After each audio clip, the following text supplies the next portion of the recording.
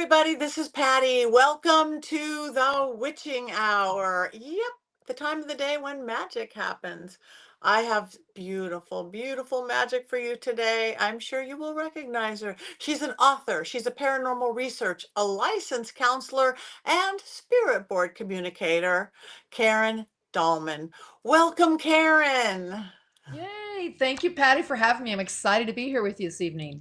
I am so excited. I feel like this happens. So I feel like I know you from like Paracons. Like, hi from We do. afar, and can we have a real conversation? No, so now we can. It's I'm looking fabulous. forward to it. It gets crazy, doesn't it? At the events, It it gets really crazy. We take a few it photos and then we're off talking again or doing our program. But yeah, this will be great tonight. Yeah, this will be great. So thank you for coming on. Now I know you are. I mean, you are. I mean, I'm a Ouija girl, but you're the Ouija board or spirit board girl. Let's talk names on that.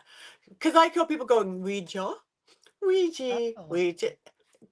You're the pro. How do we call this silly thing that we love and hate so well, much? exactly. Love and hate relationship. So you can say Ouija or Ouija. But if you want to be a traditionalist, when the board first came out with the planchette, they actually put the phonetic spelling on a box of the planchette that said, pronounce it Ouija. So I kind of Really? go old school and say Ouija. If I get excited, you might hear me saying Ouija sometimes just to be funny. But nowadays, it's part of our vernacular and it's acceptable to say Ouija, and most people do, but it really was truly Ouija in the beginning. Ouija. Mm-hmm. Okay. Wasn't it Ouija. supposed to be some mystically given name or something like that as well? So, The what name have of the you heard, Patty? Let me ask you what you've heard because I will help you dispel any myths about it. Oh, this is good. Yeah, no, I heard it was like somehow mystically given by a spirit or something. I mean, this is probably Mm. hearsay, but I heard that it was the name Ouija really didn't mean anything or stand for something. It was given by spirit. What's the Well, I truth? think you're almost accurate. It was given Okay. by spirit, and I'll explain that to you. A lot of people think that Ouija is yes, no, I mean, yes, yes, in French and also in German. Ouija. That's the old story. That's definitely a wives' tale. The reality is this, and you were most accurate there. They were sitting down at a session. It was Charles Kennard, who had designed the Ouija board, along with Elijah Bond, who was the patent and trademark attorney of the Ouija board, and Miss Helen Peters, who was also one of the original founders of the Ouija board, sitting down at the planchette and the board and asked it, "What would you like us to call you?" And it spelled out Ouija. And everybody said, "Well, where did that name come from?" And Miss Helen Peters, now this is all in research we've dug up over the years. She pulled this locket off her necklace and opened it up, and inside it said either Ouija or Ouida or Ouina. And there's stories behind all those. But the original story was it spelled out Ouija. We found stuff later on that told us it could have been Ouida or Owena. But they said, "Were you thinking of that?" And she said, "No." So that became the name. Now, there was a very famous feminist author at the time, turn of the century, Victorian age, late 1800s, who her name was, pen name was Ouida, Ouida. And it would not be unlike somebody who was avant garde, like Miss Helen Peters, to maybe have a picture of that woman and her name in there. So was it Ouija? Was it Ouida? We're not quite sure. But the texts say, and the correspondence say it was Ouija. So yes, it was kind of a spiritual insight that came through that told him to use the name Ouija. I love that because I know you. I mean, you're even on the board of the Talking Board Mm, Historical Society. And what correct. is the Talking Board Historical Society for anybody who doesn't? Yeah, there really is a group out there. That's us, Talking About Historical Society, who actually research and educate and bring forth the facts and help educate the public about the facts about the Ouija board and talking boards. And so there's several of us on the group. There's 6 of us right now. I'm also an officer. I sit as the right now the secretary. Robert Murch, he's the chairman of the board. You probably know Rick Schreck. He's Hmm. VP. I think you probably know us all. You know John Kozak, he's with the Salem Witchboard Museum. You know Calvin Von Crush and Mike Zone. We're all members of directors, I should say, and we just really do our best to educate. And we get out there and teach about the different subtle nuances and changes with the board. All kinds of really cool history we celebrate. We also do events such as Ouijazilla. Do you remember Ouijazilla, Patty? We had part of it at Michigan Paracon one And year. Michigan, yeah, I think Tim Shaw and I got inside the planchette to do a She something. did, and you guys did a seance on the board, yeah, Yeah. on that planchette. Well, look, this is a replica of it. This board Wow. was 99 plywood pieces of board. We put this together in a nor'easter in the Salem Commons, October 2019, and then this is Rick Schreck made this. And so That's I got one of amazing. his limited editions. It's actually a replica of what was out there on the Salem Commons. But yeah, that was a huge ordeal. So we do things like that. We help celebrate history. We put plaques up in Baltimore where the first Ouija board manufacturing company was. We're doing stuff all the time. Helen Peters, a lot of people didn't even know Miss Helen Peters was actually a founder of the Ouija board, and she didn't have a gravestone. We put one up in her name. That's in the Fairmont Cemetery in Denver, Colorado. She's one of the famous women that's buried there now. A walking tour, you can go see where her gravestone is. But we did, Elijah Bond gravestone. There's so many things we do just to help keep the history alive. So that is a beautiful, and again, it needs it because I don't know if there's any more misunderstood thing on the Mm. planet than. So, what is the difference of a Ouija board and a talking board? That is such a great question because everybody says, oh, they're all the same. Well, they're not. So think of it this way: Ouija board is a patent and trademark name. Kind of like Kleenex and tissue, we call all tissue Kleenex. Well, a lot of Okay. people call all talking boards Ouija. So, like, for example, this is a replica of a Ouija, so it has a Mhm. name on it. This right here is an angel board, which is a spirit board or talking board, but it's not a Ouija board. A Ouija is again is a trademark patented name who now Hasbro owns it. So you look at it that way, but all boards are talking boards, the umbrella term, or all boards are spirit boards. But not all boards are Um, Ouija boards. that is fast. So, why do you think they got this bad reputation as being dark and evil? It was that Mm. Hollywood that did that, or is it things that happened? You know, we all want to point a finger at Hollywood, but the story goes back further. When you have something that's very mysterious and misunderstood, and it's hard to even wrap your brain around for a lot of people, you can talk to spirits or other energies that are out there. And so there's always this mystique, enigmatic mystique about this tool that the people start projecting and creating their own thoughts about it, and their own ideas and fears come alive. And so from the beginning, we can go back in history and look at some old newspaper articles and court documents that talk about people who went in front of the judge and said, yeah, the Ouija board told me to kill my husband. There's so many cases like that. What happens though, when we just focus on the negativity, we forget all the positive things that have also happened throughout history with this board since its conception. But I must say, Hollywood ran with it and really did it well in terms of bringing the Ouija board out into all of our presence. We're so aware of it now, whether you hate it or like it, it's here to stay because it's in all these movies now. Yeah, that is true. So yeah, and it's so funny because so many people have such fear, like I won't be in the same room as it, I won't Oh. be, and then they'll sit there with their pendulum or their dowsing rods. And like, what's the difference here? Communication Yeah. tool. We're What's the all we're difference? using them to communicate, right? Whether you're sitting there with a candle in the dark or in the light, and you're evoking spirit, you're doing the same thing. So it's just it's this is an enigmatic tool again. It's a device. It's so mysterious. Now, the founders who created this when they first created the first boxes, they didn't put a whole lot of directions or instructions. Well, they gave some instructions, I should say, but not really rules of engagement or what you must do and not do. They gave suggestions such as sit across from your partner, male, female preferred. Wipe off the board when you're done using it. Take care to ask one question at a time, and things like that. It was just so benign, and you'll be amazed. And so they kind of kept that same kind of marketing ploy going forward, meaning you wouldn't get like, don't do this or do this, or you'll get that. It was more for you to put your own projections into it and your own Which I fear. love. I do I too, and I'm not against. I think it's fantastic what Hollywood's done with it because again, we have so much Ouija paraphernalia I around us. have bags, jackets. Yeah, we have some of the same stuff and shoes and clothes and purses and yeah, earrings. These are Ouija earrings, Ouija cuff. I mean, we've got all this Ouija stuff. Yeah, because it's fun.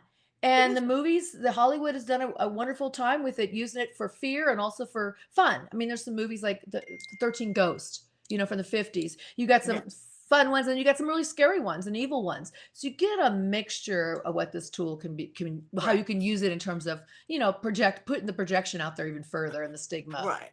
Now, speaking of tools, I know you are a licensed counselor. You Hmm. you are clairvoyant, you're clairaudient, you have the clair gifts, and you actually use the Ouija board to help people explore consciousness. Now, my Ouija board is like, oh, we're doing a seance or we're doing this. Yeah. So how do you combine this sometimes scary, sometimes to be really part of Yeah. your own development or spiritual development or awakening or things like that? Yeah, it was such a progression, Patty. I started out at 8. Oh, and by the way, I'm gonna have to show everybody this, show you and show everybody. This is my original board. This is the Parker Brothers. I got this in 73 from Santa Claus. It's circa 72. This is the design that came out then. And it's still my original board. I love it. I take good care of it. Now, it was a progression for me. So when I was a kid, I thought, oh, we'll speak to ghosts and spirits. That's how I was introduced to it. But when I started getting older and got into college, and I was talking to transition people that I knew, or people somebody knew, or just all kinds of information was coming through that was just we could validate. It was really good. When I went to graduate school to become a therapist, I started learning about Carl Jung stuff and Mhm. communicating with your higher self and communicating with different types of archetypes. So I thought in 1989, I enlisted two of my friends and I said, why don't we use this tool to just talk to our greater self, that part of ourself that's part of us, Mm. but beyond our corporal existence, which is, the soul self, the essence of who we really are beyond this physical body. And we did that. And when I started making these connections with my higher self, and they did too, we started getting all kinds of really great insight, not just from my higher self to myself, but their higher self to me or my higher self to them. It was like three of us people in the room and three higher selves. It was like group therapy, six beings it felt like was there. And we were getting such incredible information that once I made that connection, this is where it gets really cool, really weird, strange if it isn't already. When I made the connection with my higher self, literally on the board, spelling out messages to me that were very profound and life altering and very changing and also very confirming of what I was doing in my life. We were all brand new practitioners out in the world doing our work and stuff. It was incredible. When I made that connection, what I learned was other connections started automatically happening without me even asking for them. For example, after we made the higher self, that was a period of about 4 years. We started talking to the angels, started coming through. Other Wow. beings like extraterrestrials started coming through, introduce themselves like this. Then ethereal beings, and then higher beings of consciousness, and then the animal kingdom started coming through. All these different groups of beings started coming through, and then I was like, what is going on here? We're exploring consciousness. And so Mm. that's where I am with it today. I'm pushing the boundaries of consciousness because I realize using this tool, it's a channeling device. I'm the channeler. This is my theatrics, how I show it displayed out here. But the reality is, I'm just channeling these other dimensions, these other energies, other beings, or myself, and allowing this to come forth. And it becomes very life affirming. And it becomes very, I guess the word is just really supportive of my life. And I help others to tap into their higher self because that's when it all started. And you can do this on and off the board. Although I love to do it on the board, you can also learn these techniques off the board because the board is just a device. We're the ones who's actually doing the channeling. Yeah.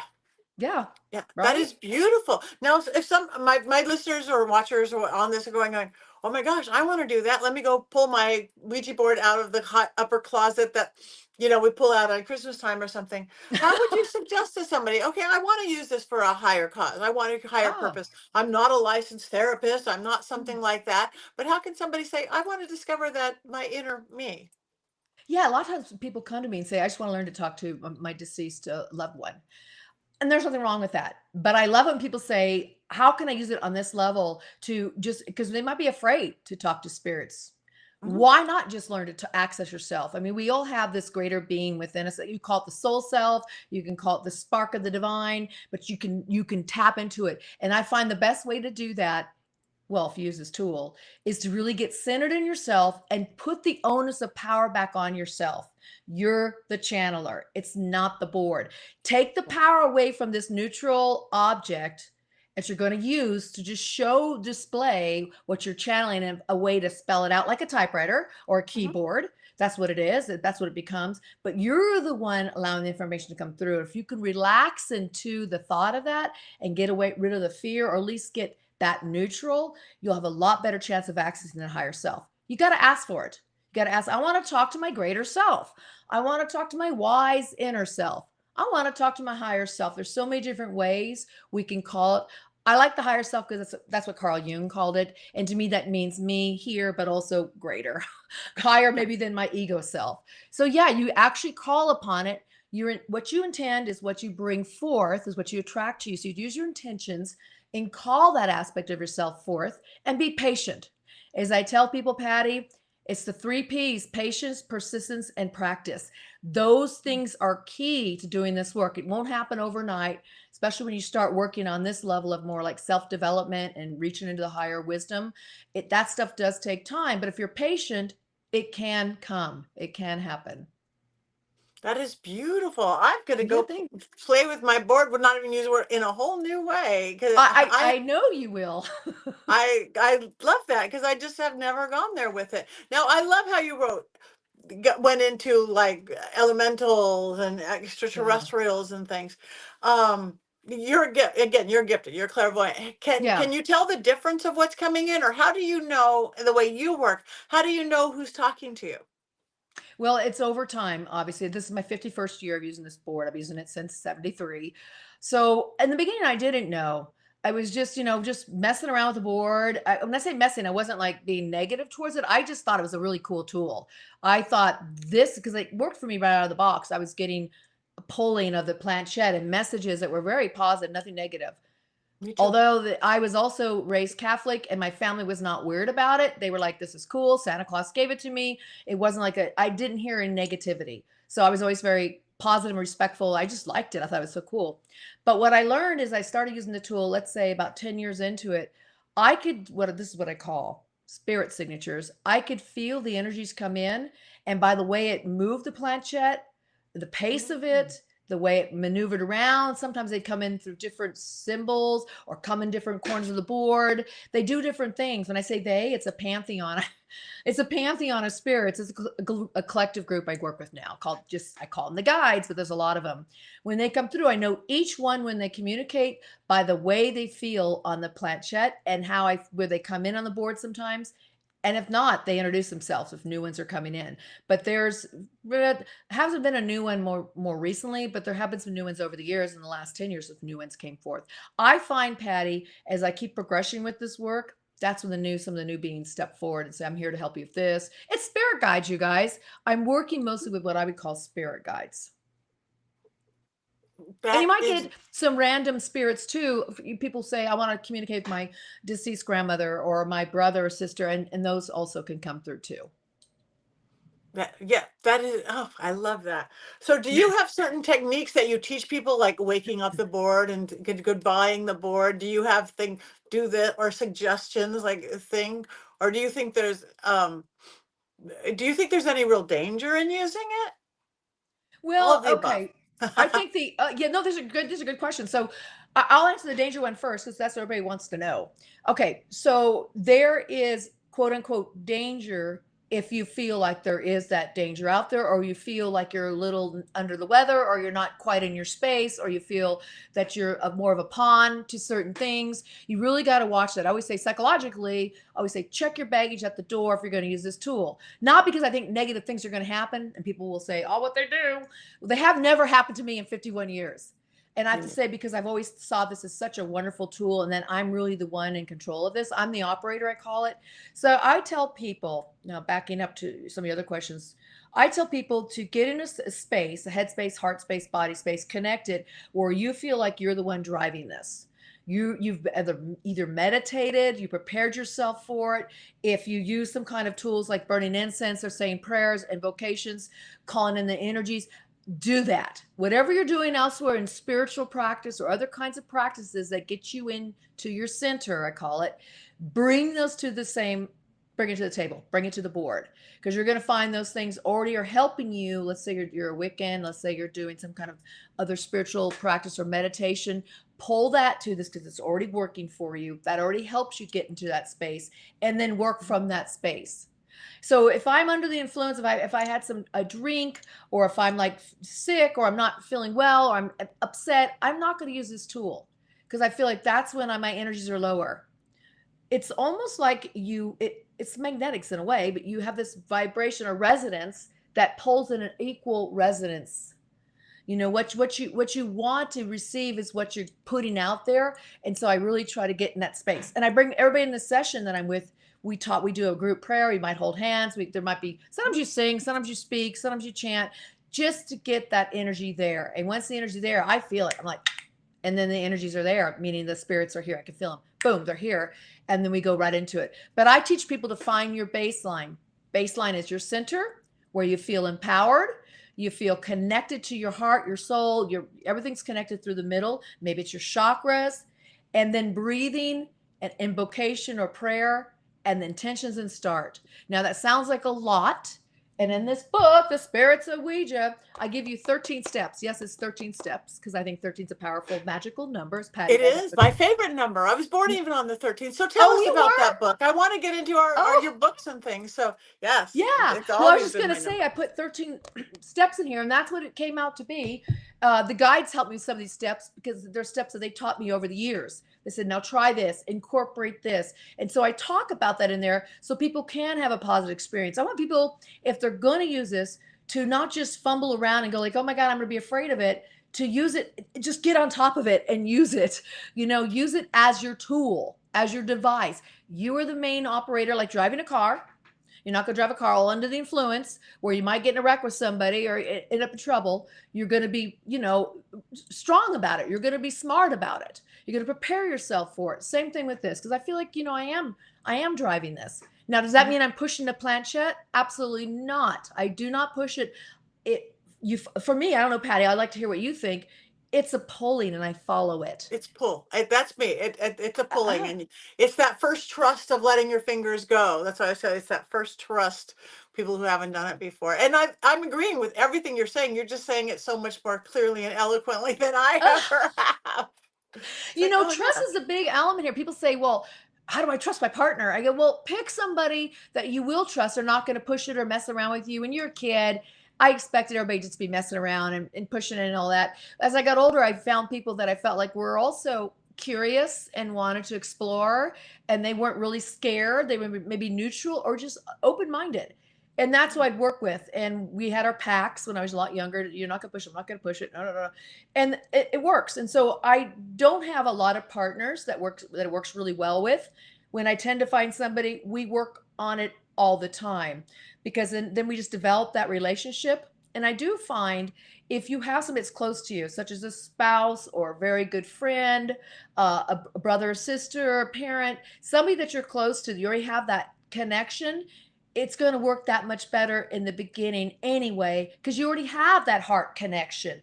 I yeah. really believe this tool works because we are connecting with the energies, and we're connecting in this space too, in our chakras, with the person you're working with and with the energies that are coming through. It's dialing up these connections. I always call it my cosmic phone. God, dial up the right number, dial the old fashioned thing, or push button the right number. God, push button, that's an old phone too. Yeah. Bing, bing, bing, bing. Okay, so you dial. There's a frequency you're trying to hit, and if you're with somebody that you can trust, it's easier to hit that frequency. So I agree. So do you think that two people on a board is the best versus around a table, four people or one person? Do you have a preference or think one is better than the other or just individual? I've done it many different ways. Okay, in the beginning, I thought you had to use two people. The back of the box says sit across from your partner, preferably male, female. I said, brother, come on, let's do this. And he's pretty good at using the board to this day. He's a few years younger than I. So I felt like I had to be two people. So Patty, it wasn't until I used this board for 39 years. I went, Oh, well, I do it by myself. I always had people that wanted to use it with me, so I was very fortunate along, and I've had some great partners over the years. And then I started using it by myself, and I can do it. I am so much better, and that's probably because of my beliefs, you guys. Your beliefs get in the Mhm. way. What you believe is what you receive. What you believe is what you conceive. So my beliefs tell me I'm better with a partner, and I am, I think. See, and I can't change that right now, but I can use it by myself. I might get a paragraph where when I work with a partner, it'll go pages and pages, just writing, just the stuff's coming through, just like automatic writing. It's just coming through really fast. And so I do prefer a partner. Also, when you're with a partner, I find it's easier to let go when it pulls, and you're not second guessing yourself. You know what I'm talking about, don't you, Yeah, Patty? yeah, yeah, yeah, Yeah. yeah, yeah, I have yeah. used it Because with it's more like, people. Yeah, you're like, am I doing this? Am I making stuff? I've used it with several people at the table. I've used it four, five, six. I did like one group of women I worked with. There was four of us. All of them were very good at using the Ouija board. So when we got on there, it immediately worked and it was nice. It just felt like it flowed. They already knew that feeling, the sensation, and that was a neat experiment. When I've used it with other people who aren't used to using the board, and we put a few people on there, I find there's this like a tugging, almost like, oh, I don't trust it. I better keep my fingers still. yeah, Because yeah, you have to really let go, yeah. right? Let go, and that's helps everything to get Yeah, this is a get out of lesson in your own life. way. So Hmm. let us see your book again. So somebody's going, I want to learn these 13 steps. What is it? Spirits of Ouija. This came out, what was it, 2013. So what happens is that I wrote this book, which came out in 2012, The Spirit of Creativity. And this book, I was writing it with the guides. Also as a practicing psychotherapist, and it was a lot of techniques to help people become more creative in their life, not artists, but to become co-creators of their life, like managing their life magically, synchronicities. And there are a lot of people are like, well, you didn't mention the Ouija board. And I go, no, because I was a practicing therapist then, and they said, do not mention the Ouija board, do not mention us. People are going to think you're cuckoo, you could lose your license. Smart thinking. So people said, well, we really want to know how you did it. And this is a tell all, my odyssey, this from 40 years before I'm 51 years now, but 40 years of the do's, the don'ts, the trials, the tribulation, who I spoke to, even how to do animal communication, angel communication, all kinds of stuff. This Oh, book is it. People tell me it's like the manual that should be sold with the board. with the board, with the merchandise. I agree. I can't, I'm gonna get one. I can't wait. Yay! You also, guys, I know we were talking before about our cats, Oh, and you have a cat who is your familiar. Mine's not mine. Mine's too insane to be my familiar, but you have a cat book. Tell I us that. do. I know a little. So what is that, when cats had wings? And you written When by cats you, had wings. and tell Jack. us. So Jack is not alive right now. Jack was very much alive when he helped me start this book. So here's this is an interesting story, Patty. So I was petting Jack one day. Well, first of all, let me back up. That cat Jack was had a very abusive background with his a past with his brother Panzer. And that was a Mm. black cat, and Jack was a black and white tuxedo cat. I adopted him from this house, well, took him, rescued him, and brought him. And then they started talking to me on the Ouija board because all my cats have. I mean, you don't have to be dead, you guys. Don't have to be deceased or transitioned to talk to you. Consciousness can communicate with you, whether it's alive or another. Well, I'm not gonna say alive, whether it's in this dimension or another dimension. Consciousness is always around us. So they started talking to me when they were very much in this dimension. And Jack, one day, when I was petting him, just petting him, not even on the board, said, have I ever told you the story? It's coming into my head now. I'm hearing this.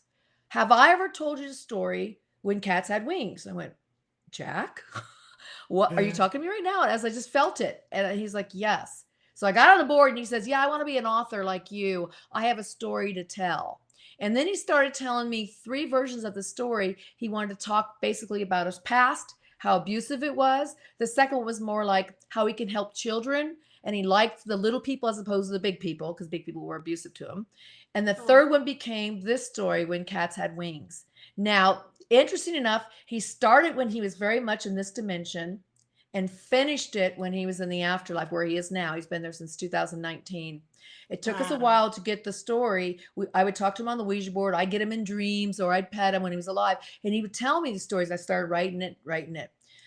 The best part of this story, this is the backstory now. That I don't think this is even in the book. No, it's part of it is, but not this part. I was communicating with him. This was August of 2022 with my board partner, communicating with Jack, and then end our session. I ended up going home, going to bed. And I woke up in the morning and I had this stanza, this poem in my mind. You wake up with songs sometimes, Mm-hmm. or yeah. So the poem went like this: Not too long ago, but within your distant past, lived a hierarchy of angels known as the winged kitty cats. I went, Eureka! Jack! Shit! And I just started writing it down, and the poem flowed out of me from the spirit realm, from Jack. We've been communicating enough that just came through, flowed out, and then the rest is history. And that's his story, and that's what this is about. So it's Jack's story, and I put it poetic nature of it because that was channeled from spirit with him. Now, Jack in this book is the storyteller, but because one of my earlier cats, Hermes, taught me how to do animal communication. That was in 1996, January 26th, a date I'll never forget, when I first learned about talking to animals. And Hermie is the star of this because he was what taught animal communication. And Jack's like, yeah, I just want to tell the story. So Jack is in here. All my cats make an appearance in here. People don't know that either. And even my new cat, without the familiar I was telling you about, she's in there, and I didn't know that's before I even got her. So it's pretty weird. Anyway, it's a great story, and it's not just for kids. It's actually for the young at heart, people that believe Mm-hmm. in the true love between ourselves and the animal kingdom. And the reality is this: I kept saying, I rescued Jack. No, Jack rescued me. They are master teachers, and they're here to help us, and they will gladly give of themselves to help us. That is Mhm. beautiful. Okay, I Yeah. need that book too. I've got new library Yeah. coming, make room on the shelf. There you I do go. want to but you just teased me with the story you learned how to animal communicate and how this.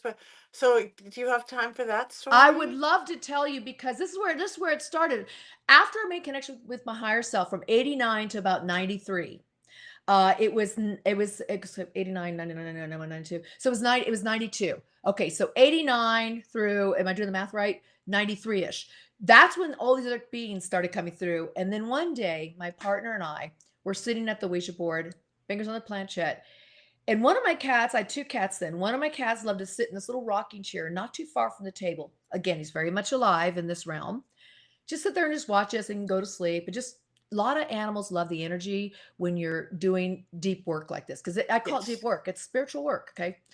So we're talking to my angel, and she's like, oh, blah, blah, blah, blah, blah. She goes, you're not going to believe this. Somebody wants to talk to you. And I'm like, please. I talked to a lot of beings. Bring her on. Bring him on. She says, no, this is going to be very different. You ready? And I said, yeah. So the planchette changes direction, slows down, and spells out, Hermes cat, I love you. I went, what? Hermes was my cat's name. Hermes, who's alive, is talking to me. This is when I first learned that you could actually communicate with something that's very much alive in consciousness. She said, yes. I go, that's stupid. Well, how does this work? I don't get it. Is it meow, meow, and you interpret it? She says, no. It's how you do animal communication. You read their energy, you feel it, you receive the message, and you put it into words. And that's what happens. So you have interpreters that help with the animals to bring it where you can get it in words. And from that day on, that's when I started communicating with many animals. Since that day, it went on and on. Oh, that is beautiful. Thank you. Thank you. Yeah. Um, okay, so before we go, people are going to be so intrigued. They're going to go ahead and go get a Ouija board, your book, maybe a cat book. So how can people find you, follow you? Do you have any events coming up that people can come see you at? We Yeah, want you to never know. know where I'm going to pop up next. I do a lot of shows like this too, and thank you again for having me on your show. Yeah, so KarenADahlman.com, anything under Karen A. Dahlman. I have a YouTube channel where I share a lot of how to use this tool and talk about it to get the best results. My books are all on Amazon and Barnes and Noble. The cat book is in hard copy and soft copy. I think you'll find it. Oh, it's also Kindle. All my books are on Kindle too. I have a few books that are also in audio. So check it out. Just have fun with this tool. And remember, it's really you're the operator, and it doesn't have to be a scary device. As I mentioned here, it could be used in very positive ways to help your own life and to also reach out into other dimensions and explore consciousness.